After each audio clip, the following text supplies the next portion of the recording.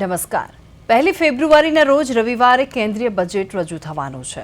દર વર્ષની જેમ આ વર્ષે પણ નાણાપ્રધાન નિર્મલા સીતારમણ બજેટ પહેલા આર્થિક સર્વેક્ષણ રજૂ કર્યું છે। આ સિવાય બજેટને લઈને વડાપ્રધાન મોદીએ પરફોર્મ, રિફોર્મ અને ટ્રાન્સપોર્ટ પર ભાર આપવાની પણ વાત કરી છે। ત્યારે કેવું હશે આ વર્ષનું બજેટ અને કયા સેક્ટર પર સરકાર ફોકસ કરશે, આ તમામ બાબતો પર ચર્ચા કરીશું આજના પ્રાઇમ પ્રદેશમાં।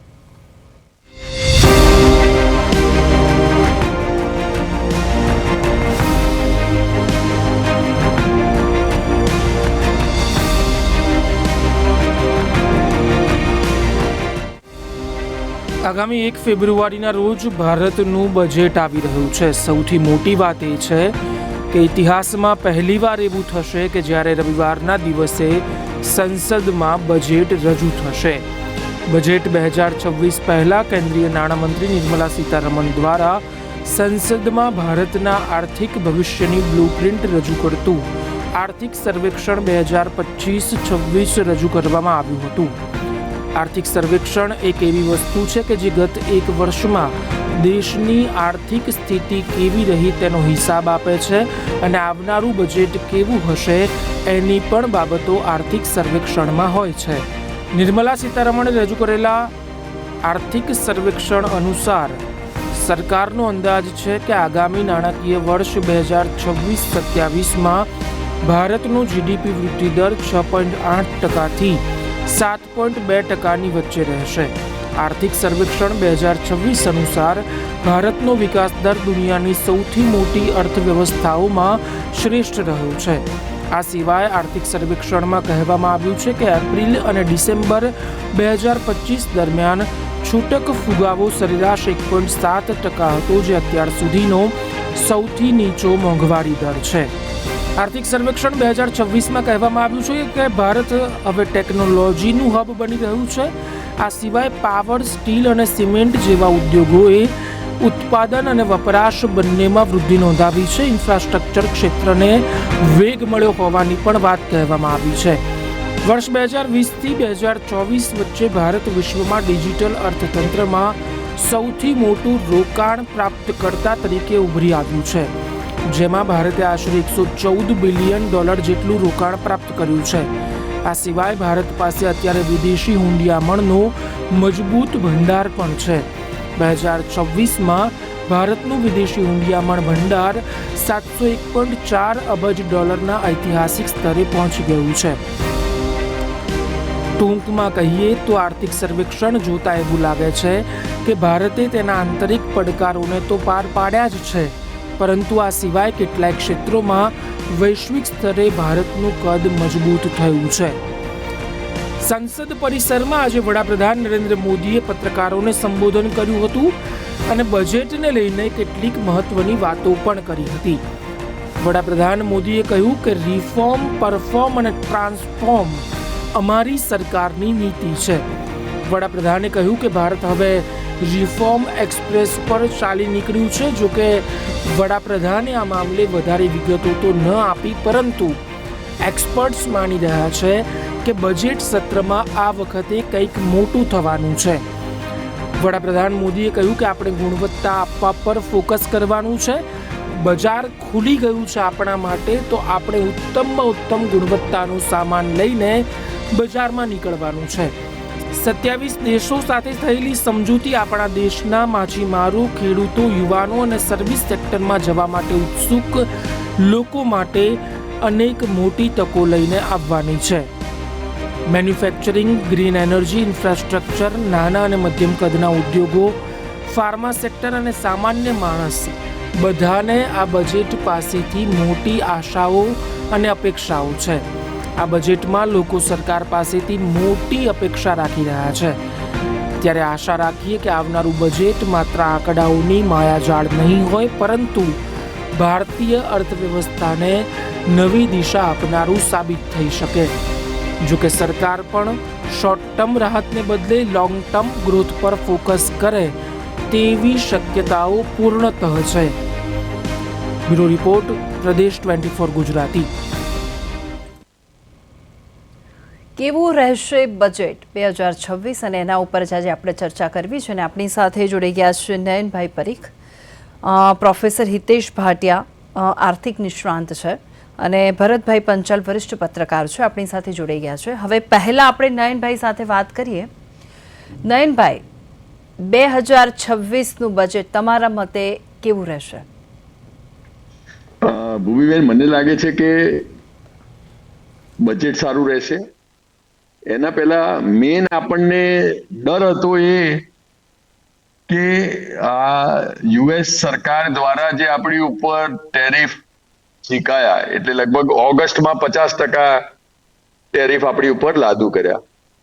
એટલે આપણા at least August, September, October, November, December 5 મહિના તો આપણે આનો માર સહન કર્યો.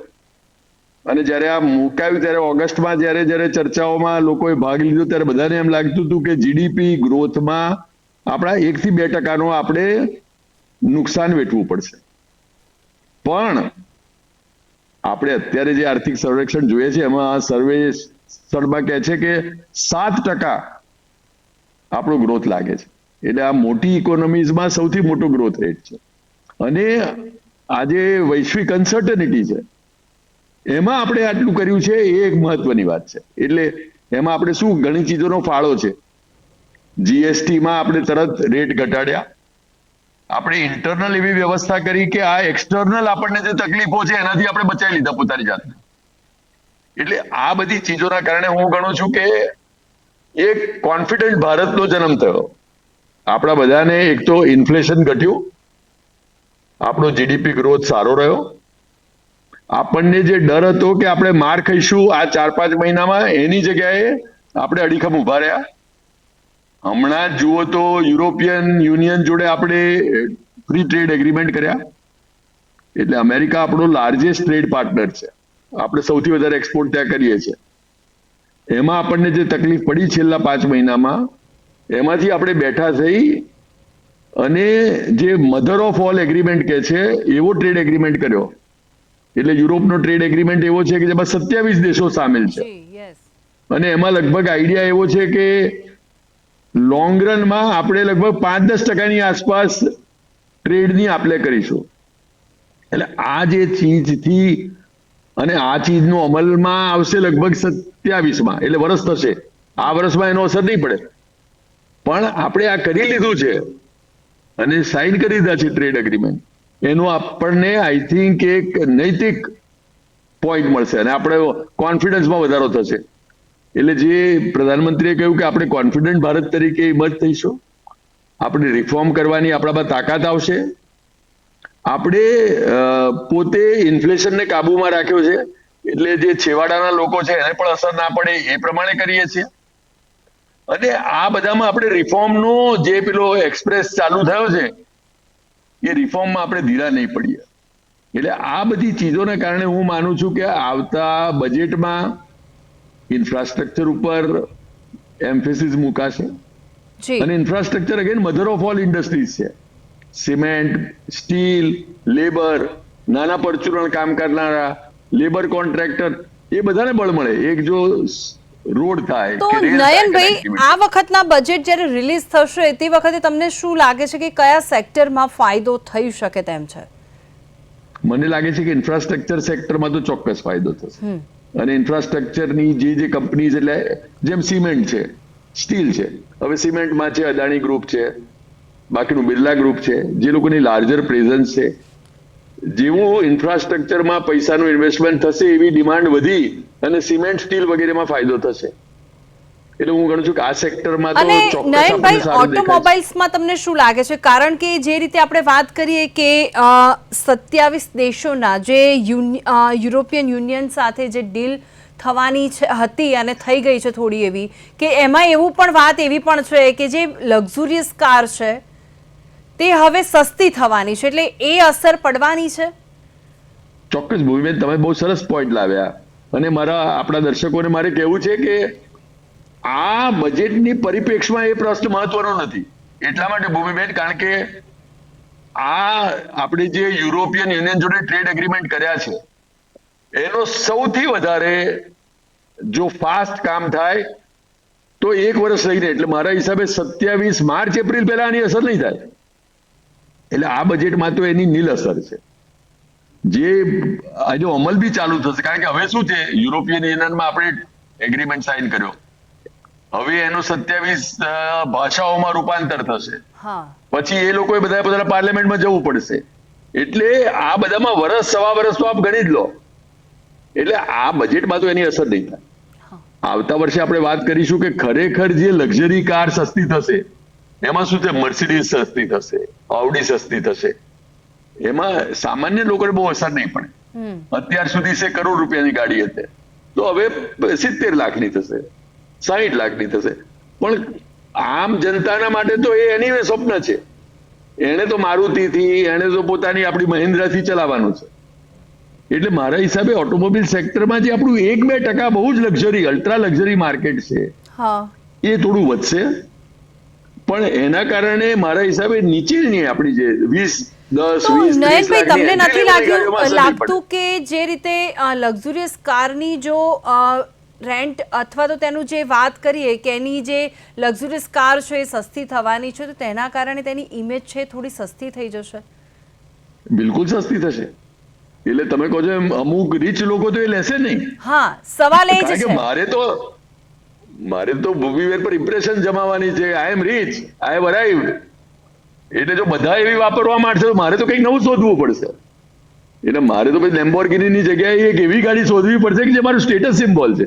હવે એ જ સવાલ જર્મન ચાન્સેલર પણ આવીને ગયા હતા. તો હવે જર્મન ગાડીઓ પણ એક એવું નથી કે એ પણ લક્ઝુરિયસ કાર, ઘણી એવી જર્મન કંપની બનાવે છે. તો સવાલ અહીંયા એ જ થાય છે કે જર્મન ગાડીઓનું પણ શું લાગે છે તમને?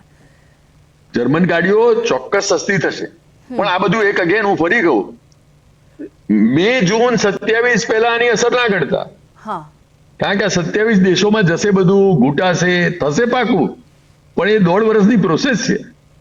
એટલે આપણે જે અત્યારે ચર્ચા કરીએ છીએ અને આ જે ગાડીઓ સસ્તી થવાની છે એનું 26માં તો તમે ભૂલી જ જાઓ.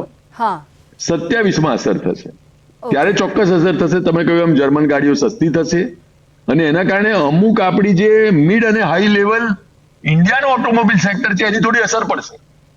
કારણ કે અમુક લોકો જે ભાઈ હાઈ લેવલની છે મહિન્દ્રા લેવાના હોય, એ લોકો હવે આ પ્રિફર કરશે.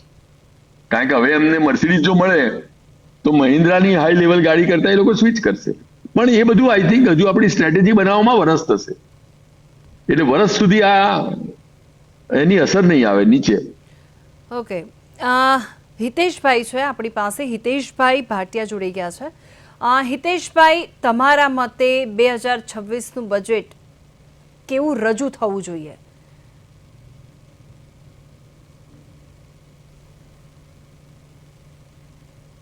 હિતેશભાઈ, તમારો અવાજ નથી આવી રહ્યો.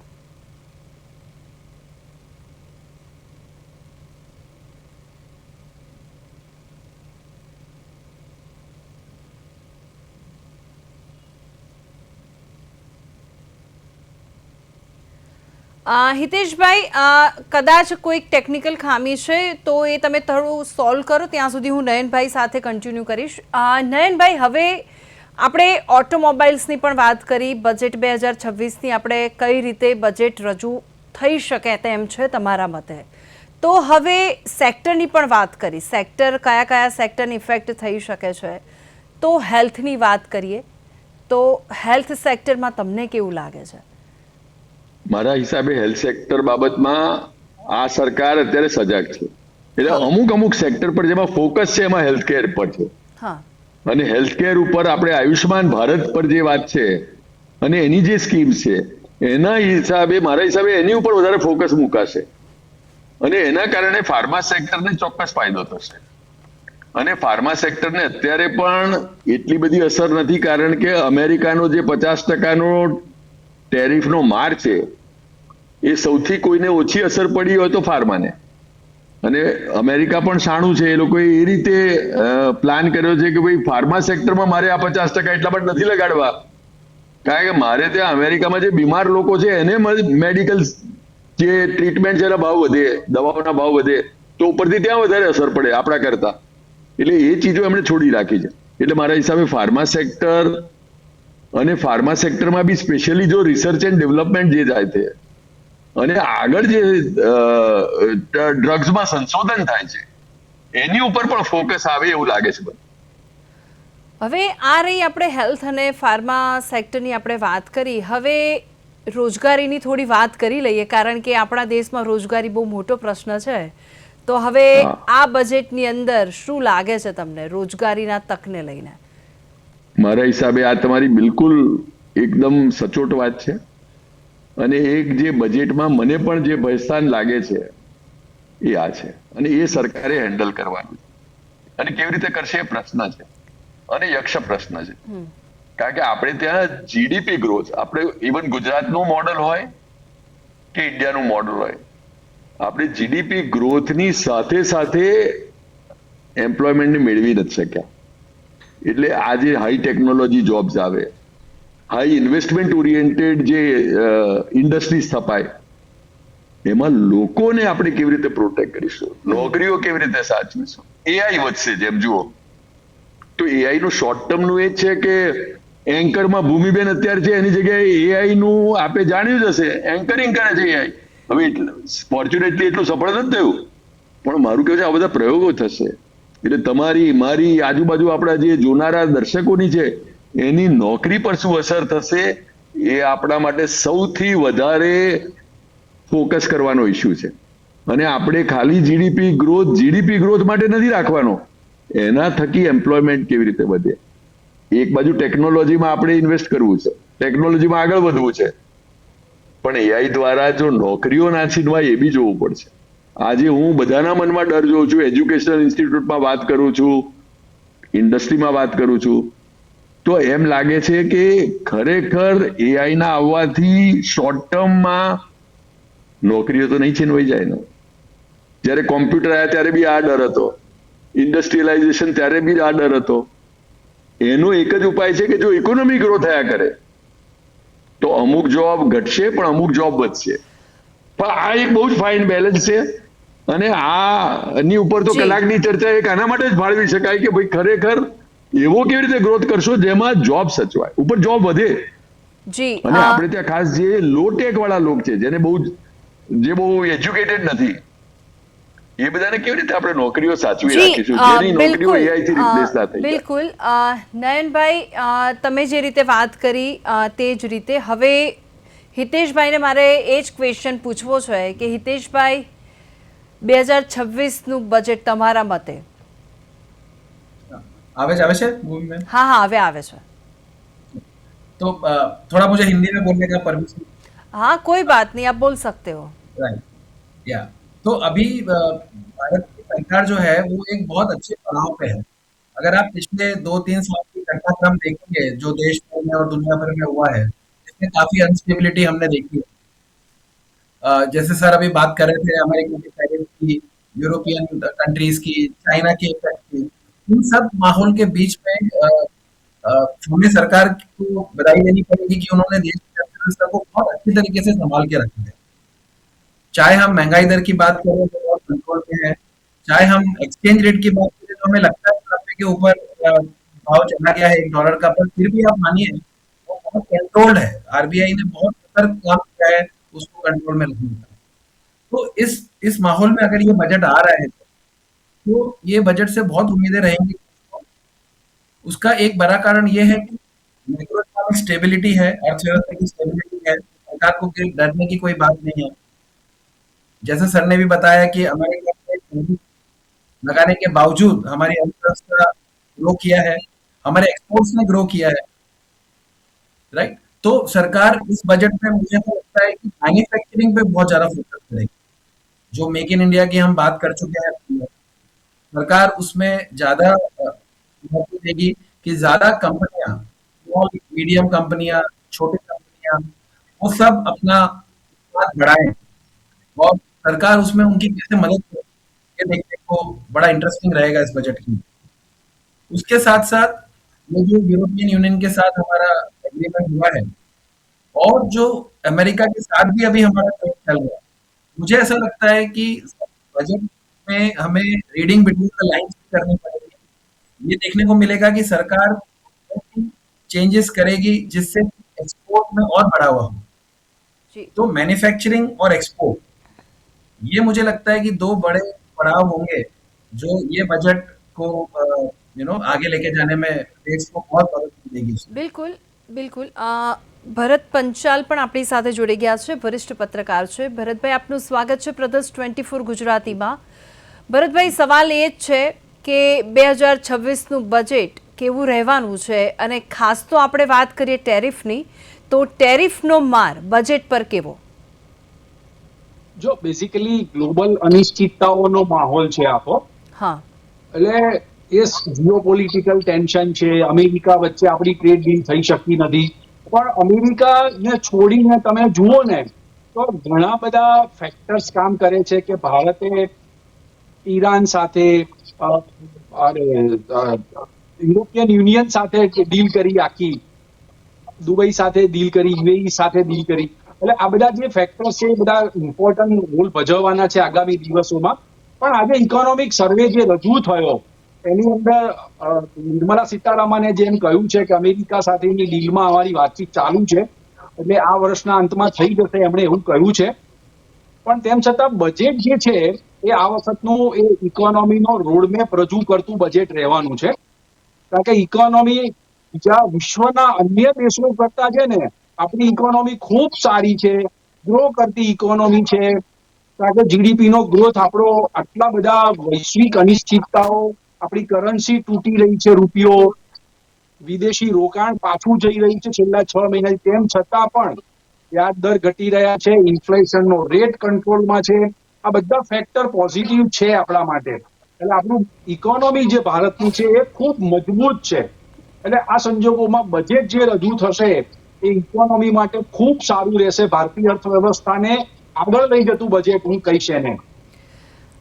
બિલકુલ. હવે ભરતભાઈ, તમારા મતે કયા સેક્ટરમાં આ વખતે લાગે છે કે રોજગારીની તક વધશે, અથવા તો કયા સેક્ટરમાં સારો એવો ફાયદો થવાનો છે? જો આ બેઝિકલી બજેટમાં સામાન્ય રીતે ડિફેન્સ સેક્ટરને આત્મનિર્ભર બનાવવાની વાત છે. એટલે ડિફેન્સ સેક્ટર જે છે એને વધારે ગ્રો થાય અથવા એમાં બજેટનું એલોકેશન વધે તેવી એક શક્યતા હું જોઈ રહ્યો છું. બીજું સેક્ટર છે રેલવે. કારણ કે રેલવેમાં તમે જુઓ ઘણા બધા રિફોર્મ્સ થઈ રહ્યા છે. વંદે ભારત, નમો ભારત, ઘણી બધી નવી નવી ટ્રેનો થઈ રહી છે, ટ્રેનોની સ્પીડમાં વધારો થઈ રહ્યો છે, નવા રૂટ ઉપર ટ્રેનો દોડી રહી છે. એટલે રેલવે સેક્ટરમાં નવી રોજગારી ઊભી થશે. ડિફેન્સ સેક્ટરમાં તો થવાની છે, પણ રેલવેમાં પણ નવી રોજગારી ઊભી થવાની છે. અને રેલવેમાં પણ એનું જે બજેટ એલોકેશન છે એમાં પણ વધારો આપણને જોવા મળવાનો છે. અને હા, ડિફેન્સ સેક્ટરની વાત કરતો એક મુદ્દો એ રહી ગયો કે ઓપરેશન સિંદૂર થયા પછી હું આ પહેલું બજેટ છે, એટલે આપણું ડિફેન્સ સેક્ટરના બજેટ એલોકેશનમાં વધારો થવાનો છે.